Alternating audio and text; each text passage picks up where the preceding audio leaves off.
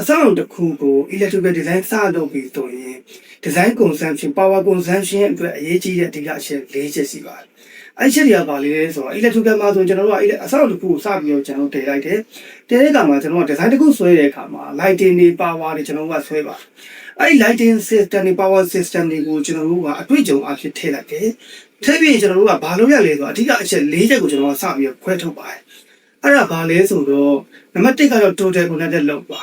အဲ့ဒီအစောင့်တစ်ခုလုံးမှာလောက်စုစုပေါင်းပမာဏကိုကျွန်တော်တို့က power consumption ရှာပါတယ်နောက်ဒုတိယတစ်ချက်ကတော့ကျွန်တော်တို့က maximum demand လောက်ပါအဲ့ maximum demand လောက်ဆိုတာကတော့ဒီအစောင့်တစ်ခုလုံးကနေတစ်ပြိုင်နက်တည်းမှာအသုံးပြုနိုင်တဲ့ total လောက်ဖြစ်ပါတယ်တစ်ပြိုင်နက်တည်းသုံးနိုင်တဲ့ပမာဏပေါ့နော်အဲ့ power consumption ကိုကျွန်တော်တို့ရှာပါတယ်နောက်တစ်ခုကတော့အဲ့လိုရှာပြီးသွားရှာတဲ့အခါမှာဘာကိုကျွန်တော်တို့ကဥတည်ပြီးသွားရတယ်လဲဆိုတော့နံပါတ်3ချက်ဖြစ်တဲ့ diversity ဆိုတာလိုပါတယ်မတူရှားနာတဲ့အရာတွေကိုကျွန်တော်တို့က factor မတူညီတာတွေထည့်ရတဲ့သဘောပါဥပမာ aircon ဆိုတာ aircon ရဲ့ power factor ပုံစံနဲ့ကျွန်တော်တို့ထည့်မယ် general socket outlet တွေ general switch socket outlet တွေကိုတည်တံ့ထည့်မယ် water heater တွေရေခဲစစ်တာတွေပေါ့အဲ့တော့တစ်ခုချင်းစီကိုသူ့ရဲ့ diversity factor တွေကျွန်တော်တို့ထည့်ပြီးတော့မှ maximum demand လောက်ကိုကျွန်တော်ကရှာရမှာဖြစ်တယ်အဲ့ဒါလိုပဲ lighting ဆို lighting power ဆို power ပေါ့ဗျာပြောချင်တာကတော့ diversity factor ဆိုတာဒါကိုပြောတာဖြစ်ပါတယ်အဲ့တော့အချိန်ကာလအဖြစ်ကျွန်တော်တို့ကနားလည်အောင်ပြောရရင်ဥပမာ lighting ဆို lighting system ကိုကျွန်တော်တို့ကဒီမြန်မာ national building code တို့ IEC တို့မှာစံသတ်မှတ်ချက်တော့ IE regulation တို့မှာဆိုဘာပြောလဲဆိုတော့66ရာခိုင်နှုန်းပေါ့ပြောချင်တာက 56% of the total လို့အဲ့တော့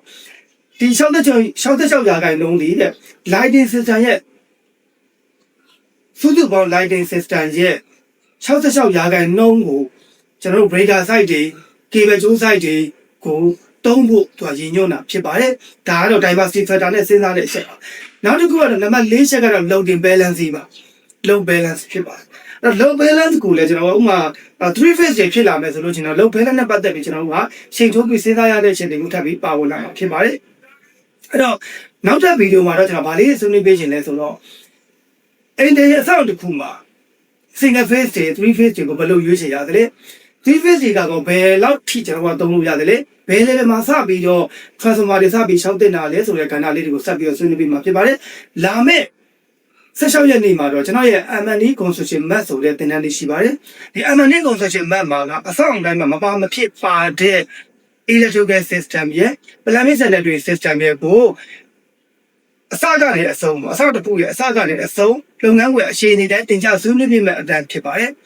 electrical မှာဆို lighting system power adding lighting protection system ဒီအချက်၄ချက်ကိုအဓိကထားပြီးတော့လုပ်ငန်းခွင်အသုံးချတင်ကြပေးသွားမှာဖြစ်ပါတယ် plumbing sanitary မှာဆိုလို့ရှိရင်တော့ water supply system တွေ sanitary စနစ်၄မျိုးအကြောင်းတွေအစအဆုံးကျွန်တော်တို့ကဆွေးနွေးတင်ကြပေးသွားမှာဖြစ်ပါတယ်